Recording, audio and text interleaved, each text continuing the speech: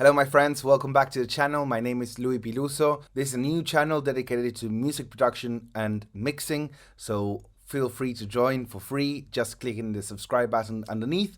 And today we're going to talk about how to mix a live session. The song that we're going to use for this video is a song called Closer by Umraan Syed. He's an artist from the US, very talented. I normally mix and sometimes do some production for his albums, and also I mix his live sessions, which are pretty great because he has a live band playing with him. We see everything, we hear everything. Can't you tell by the signs? Wide-eyed inside, realize it's not lies. Don't surmise. Here's your prize. Something's caught in my throat, feeling sort of funny. So in this video, I'm going to be sharing some of the industry secrets and some good nuggets of information.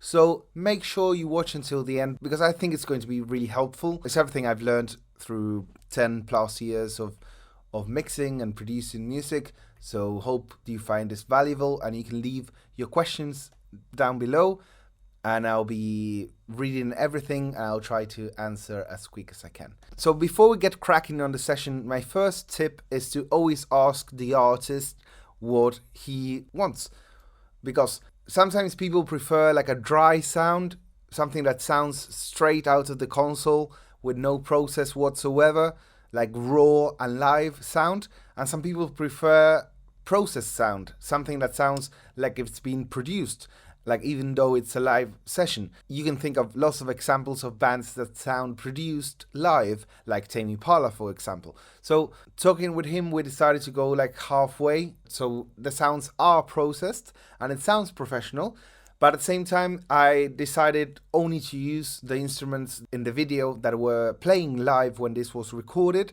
and I didn't add any other layers of keyboards or synthesizers or guitars like I've done in the past. So the first thing I did is organize my session. I have my video and I separate everything so I separate things in instruments. So I have my drums in yellow with its own drum bus down here, then my bass with my bass bus, my guitars with the guitar bus, you guessed, and my keyboards, keyboard bus.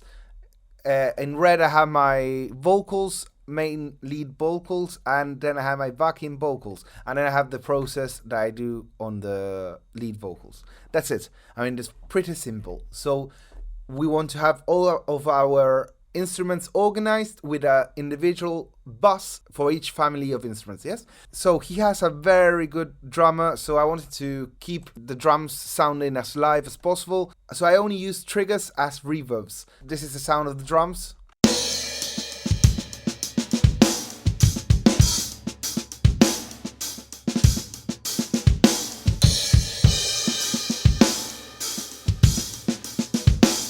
So everything you are hearing there is part of the real kit.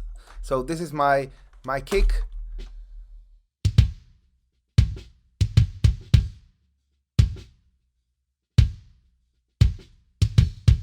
So this is the trigger plugin, and you can see that I only use 14% of the triggered kick.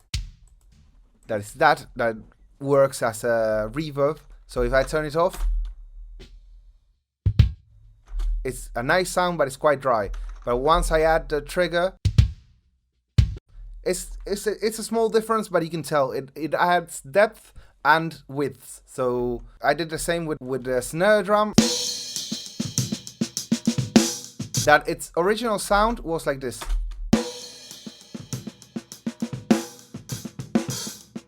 So I added this juicy, beautiful Lindell 80 series plugin from Plugin Alliance, and I compressed it and I added some EQ and it sounded like this.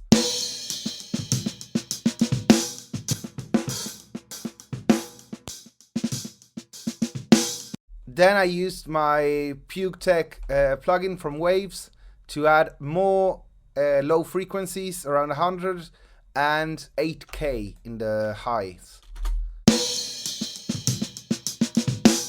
Nice. Then I added the trigger only for the bigger hits, so it adds reverb. Yeah, that sound. Hit the islands of the Koreas, garble alongside the Shias, Zanzibar, Tanzania. Volunteered as my degree is to see if life is really more than they decree is. Oh, another thing I did with the drums was to take out in the toms. I took out like all the silences so that could help everything cut through better. And I only used a bit of EQ. I added some low frequencies like 158. I took out all the boxy kind of sound from a drum, and then I added like the hit of the toms. So this.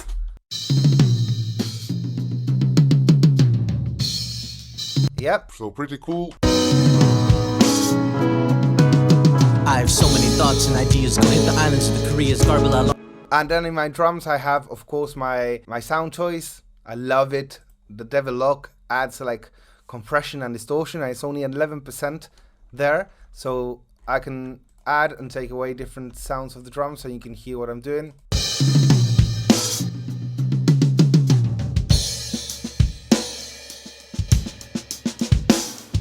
Yep, lovely. Then I'm using like parallel compression with the Arturia Comp VCA 65.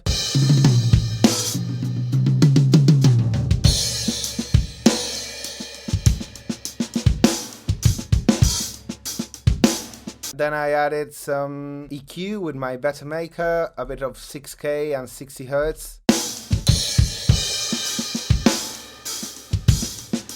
So if you remember like a couple of minutes ago, earlier in the tutorial, you could see that I had a bus for every single family of instruments. So I have a bass bus, I have a guitar bus, and I have a keyboard bus, which the three of them have two different kinds of sidechain.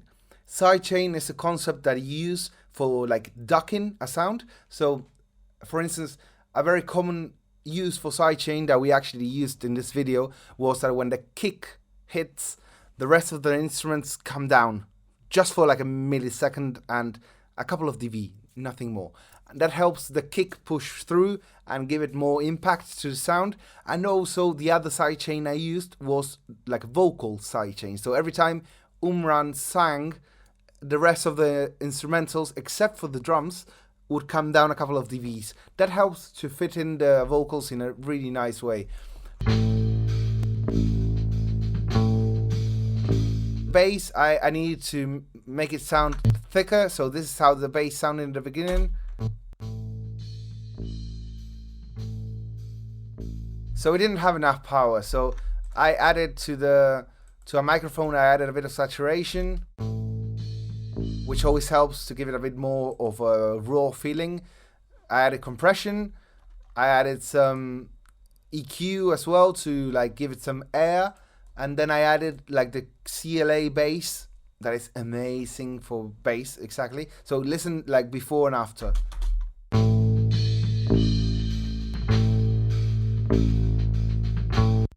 Thicker.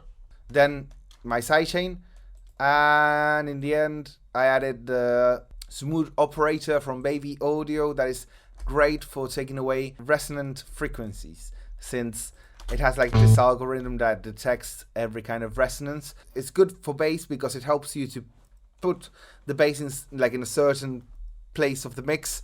So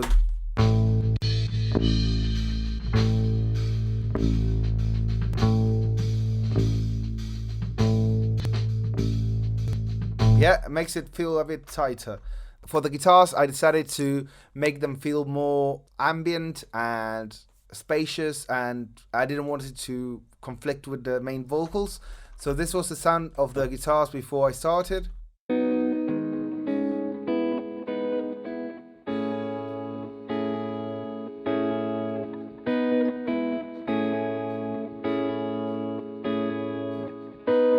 Yep, I took away some low frequencies to avoid like the kick drum and the bass coming into the guitar.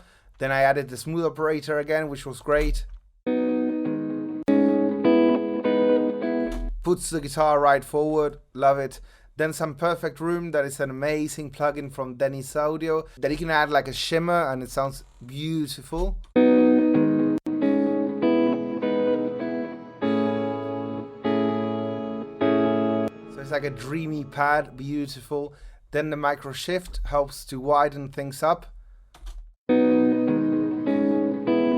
Quite subtle. Then I have my 2 sidechains for the vocals and the kick. Then I have my keyboard that I also added some perfect room.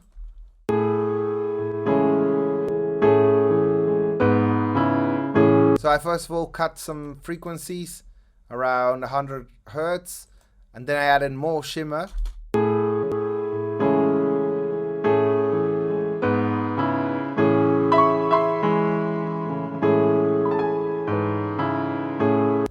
Yep, and then the sidechain. Through the end, you realize the years you'd pretend any pretense would put you on the defense, but like Kyrie, I got the handles, navigating through vandals. I look at all the angles and go through proper channels. By the end, I'm in shambles, still young and fighting constant battle. So let's just jump into the vocals, of course, one of my favorite parts. There's only one channel because this was live. So I have, first of all, an expander, which takes away like everything that's happening between lines. Get through to the end, you realize the years you'd So I actually used like a vocal chain that I copied from Jason Joshua, who is an amazing mix engineer. And he was showing in a video how he mixed Rosalia's vocals. So I actually copied his template and then made some mods for it to fit this track. So I was testing it out because this song I mixed more than a year ago. So I was trying to try things out. So it has a little bit of distortion right at the beginning. Not really distortion, it's just like a preamp saturation, which is beautiful. Then it has like the R box compression that is like one of the most used compressors in rap history ever. It lets you have it like the vocals right in your face. Then I took out the frequencies below 124 Hertz, which I didn't need. Then I used this CLA vocals, which has this wonderful push compressor, which is a kind of like a parallel compression kind of thing. get through to the end, you realize the years you'd pretend any pretense would put you on the defense, but like it gets nice and thick, doesn't it? Remember to leave your comments below, questions, whatever you want to know. I'll kindly respond everything. Then I took out some frequencies with a multiband compressor. I took out 250 and around 4K, which are some kind of resonant frequencies that I sometimes disturb. Then a de-esser to lower down the de-esses and those kind of things, which always disturb me a little bit. This plugin that I love is called the Vertigo from Plugin Alliance.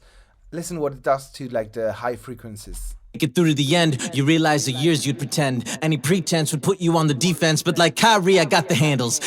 Doesn't it sound immediately like a more expensive microphone? I mean, I fucking love it. It's amazing. Then I had some like a doubler for the vocals, which is a long chain of plugins, which just helps to spread it out a little bit. Then a little bit of a plate reverb, so we can listen to that. Get through to the end, you realize the years you'd pretend any pretense would put you on the defense. It's quite small. I mean, I used the plate from Arturia, which I love. Then I used like a sidechain, so whenever Umraan is singing, the reverb goes down, and when he stops singing, the reverb comes up. Then I had like a delay, which was the Space Echo from Arturia as well, which we love. Get through to the end, you realize the years you'd pretend any pretense would put you. Then one of my favorite techniques to widen up a vocal is to use a delay and use it in the mode called has, which you have to use it like in 50 milliseconds. And I inverted one of the phases, so that makes it sound like a bit wider without it sounding strange, and it feels like the vocals come a little bit from behind you as well, so it's quite cool. Get through to the end, you realize the years you'd pretend any pretense would put you on the defense, but like Kyrie. So this is how I mix a live session. It always depends. Like I said in the beginning, you should always ask your artist what they want before you start, because sometimes I mix the live sessions for them to sound really raw, and sometimes the artist wants it processed. So you should always check that first. Hope this was useful and maybe you learned something. So if you like this kind of videos, leave me a thumbs up. This channel is just starting out, so join this free community and just click the subscribe button.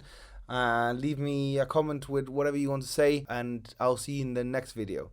My name is Piluso, and it was great to have you. Cheers.